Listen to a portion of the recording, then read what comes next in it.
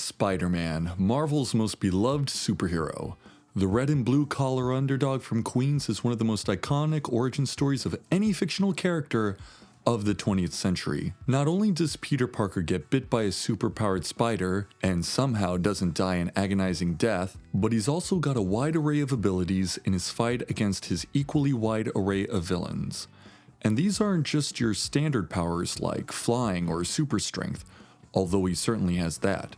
These powers, like crawling up walls, spider senses, and shooting webs, set him apart not only from normal everyday people, but from other heroes within the Marvel pantheon. His webbing in particular stands out as the most unique and intriguing one. It's probably the superpower that everybody knows him best for. It's definitely the only one they can make a toy of. What everybody might not know is that there's quite a fair amount of debate over how these webs ought to work. Does he use specially designed web shooters along with a synthetic formula that comprises said webbing, or does his body produce them and shoot them through his wrists? Mechanic versus organic. In a previous video where I rewrote the plot to 2012's The Amazing Spider-Man, I posited that instead of switching from the organic webbing introduced in Sam Raimi's trilogy to mechanical web shooters in the Mark Webb duology, that we should keep organic webbing, but put Spider-Man in a situation where he needs to develop web shooters with synthetic webbing anyway. I felt that this would serve as a happy compromise between the two sides of the debate, but if I had to choose, I'm going organic. But of course you already guessed that since you clicked on this video, and so, here are the 3 reasons why I believe organic webbing is better. Number 1. The uniqueness of organic webbing. So we've established that web slinging is Spider-Man's most important power, as it sets him apart in a world already filled with superpowered beings. Plenty of other heroes, from Batman to Iron Man, to even literary figures like James Bond or Van Helsing, often rely on gadgets and gizmos in their fight against evil. But while Peter having web shooters does not seem that implausible, neither should the ability to produce webs organically. In the world he lives in, the existence of gods, super soldiers, aliens, and mutants adds yet another layer of complexity, leading to public assumptions and challenges for Peter. Sure, J. Jonah Jameson, arguably Peter's true nemesis, can think of enough reasons to hate Spider-Man already. But what about in a world where you have androids, aliens, and wizards? I mean, how could JJ really have any way of knowing if Spider-Man isn't either of those things? And then you factor in things like the symbiote suit, the Captain Universe powers, not to mention all of the various Elseworlds and Spider-Verse stories, some of whom even have their powers tied to mythological supernatural stuff. Organic webbing is far and away the strangest superpower Spider-Man has ever had. It can also open the door to exploring body horror style scenarios like the aforementioned symbiote, but also the man-spider story where Peter grew multiple limbs. And let us also not forget the infamous clone saga, as much as we want to. Hell, in the Spider-Gwen version, Peter becomes the lizard. And it's not like this would be the first time that Marvel has experimented with giving Peter organic webbing. This idea has been explored throughout Spider-Man's history. Comics-wise, they arguably first appeared in the crossover story arc The Other by J. Michael Straczynski. Spider-Man is brutally defeated by this vampire-like creature Morlun, ending with him sorta dying, and then through a bunch of mystical mumbo-jumbo, his subsequent rebirth results in new powers including night vision, stingers that come out of his wrist, and the development of, wait for it, organic webbing. They also appeared in Spectacular Spider-Man number 20. Here, Peter is turned into a giant spider by the villainess known as the Queen, and is reborn with abilities including reading the minds of insects a la Aquaman and, say it with me, organic webbing. Peter isn't the only one enjoying them either. Biowebs have also been a recurring concept across various spider-themed characters. Miguel O'Hara, Kane, and Aranya all possess organic webs. In fact, Silk has organic webbing, and she was literally bit by the exact same spider that Peter was. Now, personally, I think the spider should have died after biting Peter, kinda like how the super soldier serum was destroyed after Steve got it, but it shows that Marvel is okay with the idea. You know, now that I listed a bunch of variant characters with the same superpower, it makes the idea of biowebs being unique kind of, well, not so much. Now, of course, we can't talk about this very unique superpower without bringing up what I believe to be the dumbest argument against it. Spider-Man is supposed to do whatever a spider can, except the one thing that sets him apart from all other animals on the planet, I guess? He has the powers of a spider. Hence the name. Gross. Does he look like a spider? No, more like a man. Climbs walls, shoots webs. Yeah, bingo. Out of his... But some fans rebuke biowebs by saying that if he is to have organic webbing, it should come out of his ass, right? Oh, well, maybe, I don't know. Honestly, I hope not. Well, no, because the human body is not built to handle webs the same way as a spider does. A spider has 4 legs in the back of its 2-portion body that it manipulates and gesticulates like fingers doing a cat's cradle. So if the human body suddenly has to evolve to accommodate the ability to produce spider webs, such a function would have to exist on the human hand in a spot where one's fingers would have the easiest access. Anyway, enough autism. Let's get on to number 2. Number 2. Mechanical web shooters are mostly impractical. I think this one goes without saying. Web shooters' mechanical limitations, such as breakage or malfunction, have been well established. And so it's the concept of oops, I ran out of web at critical moments that I find to be the most cliched, almost like a get out of jail free card. This may have worked as a video game mechanic back in the day, Spidey! That's a web cartridge. but the newer games don't have limited webbing anymore, and for good reason. Now they focus more on being able to use cool abilities and string together ridiculous DMC-style combos. Peter already has enough problems on his plate. Having his web shooters be emptied out at a key moment should not be one of them. That's why him losing the bioweb ability in Spider-Man 2 was so interesting. It had really big and scary complications as to what could happen to Peter later on in the movie. And by the way, what happens if his web shooters get broken, since he's mostly screwed until he gets them fixed or replaces them? And even when they aren't broken, web shooters are things he'd have to hide either in his bag or under his sleeves the whole time. What, he's just gonna wear long sleeves in the summertime or at the pool? Now, to be fair, a lot of people like the web shooters because they say that it makes Peter come across as very, very smart. And while web shooters may serve as a symbol of Peter's intellect, there are countless other ways to showcase his intelligence and resourcefulness.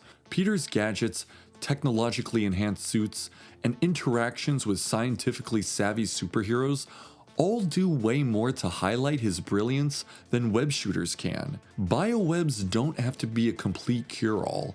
It would be just as well to have the basic organic webs and complement them with add-on gadgets, perhaps some kind of non-conductive webbing for when he's fighting Electro, or maybe something that can light symbiotes on fire like in the PS1 game. If anything, a combination of both elements allows Peter to adapt to various situations, creating a more well-rounded and capable superhero. Norman Osborn and Otto Octavius didn't need to see Peter's web shooters to know that he was intelligent. Dr. Connors didn't need to see his web shooters to know that he was a bright kid who just needed to work on his issues with being reliable. His intelligence was already there before he had web shooters, and is no less easily expressed without them present. And if anything, we can circle back to the body horror aspect and, I don't know, maybe have a story where Peter decides to borrow a card from, half his rogues gallery and give himself organic web shooters because, hey, mechanical ones are just so cumbersome. And all of this dovetails into the third and final point. Number 3, the relatability of Peter Parker. As I mentioned in the beginning,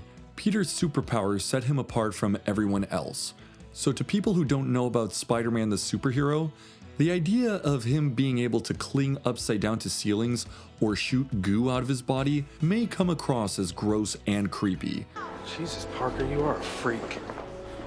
After all, a lot of people find spiders to be gross and creepy, which would probably make it challenging for Peter to establish meaningful connections. The responsibility of using his powers to protect others often clashes with his personal life, including people who hate Spider-Man, which makes him feel lonely and isolated. Just like with mutants, not all metahumans are created equal, and I wouldn't blame Peter for feeling like somewhat of a freak for reasons completely outside of his control. Now, speaking of weird things happening to one's body, if you really want to get symbolic, Spider-Man's powers can be interpreted as a metaphor for puberty. Before gaining his powers, he's kinda shy, a loner, and socially awkward. But upon getting his muscles and better eyesight and his big change, Peter feels like $1,000,000. He feels like he's invulnerable, that nobody can mess with him anymore, and this often is what spurs Uncle Ben to have the great power, great responsibility talk. Peter is going through the types of motions that we all went through. No, not exactly. But nowhere is this more apparent than the organic webs. Okay, so we get it, we all get it, we know the joke, so let's just move on. Now, I've already talked about how I don't believe that organic webbing detracts from Peter's intelligence and resourcefulness. Well, on top of that, given how he's only a teenager from a working class background, crafting advanced web shooters seems way out of his pay grade, literally. Sam Raimi himself commented on this by pointing out that it should be pretty much impossible for a kid of Peter's age and income level to be able to make those web shooters and the fluid inside. Now, in the comic book, which I'm a giant fan of, he is a genius. And we're going to keep that.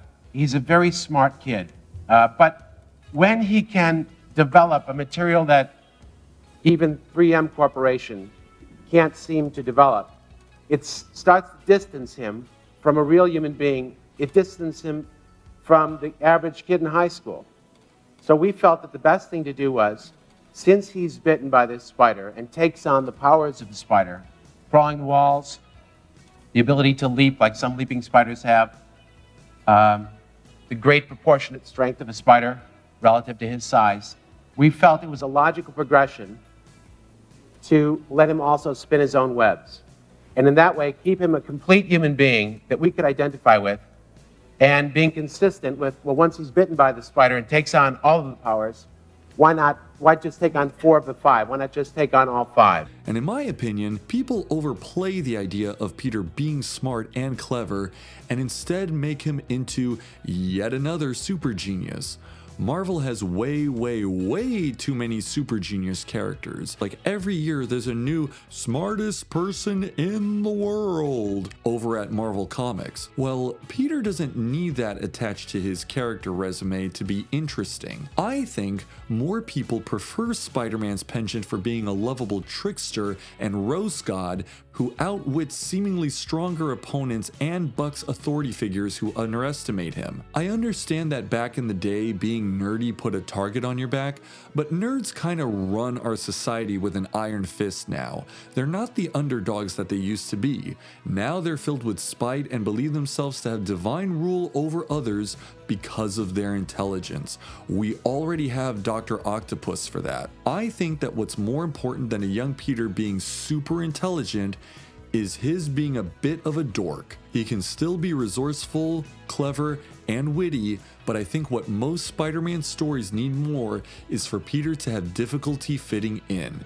This portrayal also allows Peter to be more relatable because it's emphasizing his struggles to fit in and connect with his peers, whether they be in high school or the Avengers, rather than just being yet another exceptional super genius among other exceptional super geniuses. I'd like to go back to the story of Spider-Man 2, where Peter's powers suddenly stop working. The reason why this one to me is the all-time best is because it serves as an allegory for depression and burnout. Peter is trying to juggle so many things at once, being a hero, being a good nephew, being a good friend, being a good student to the point where everything from being able to get proper sleep, to being able to tell the truth about things, to being able to keep commitments, all of it revolves around Peter's self-doubt and highlights the struggles people might face when their inner strength fails.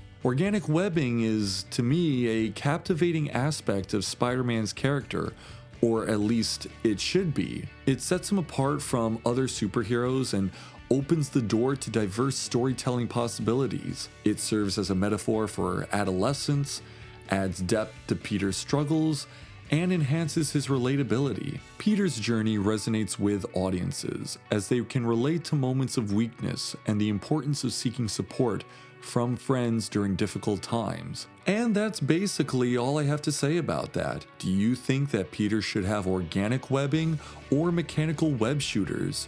What are your favorite moments or examples of utilizing either or? And if you support one and not the other, what would it take for you to support the other one? Leave your comments down below, and I look forward to hearing from all of you. And of course, if you'd like to see more videos such as this, by all means support me through Patreon. It is the best way to support the channel. This week's shout out goes to Colton Randolph. And as always, until next time, this is J. Brad signing out.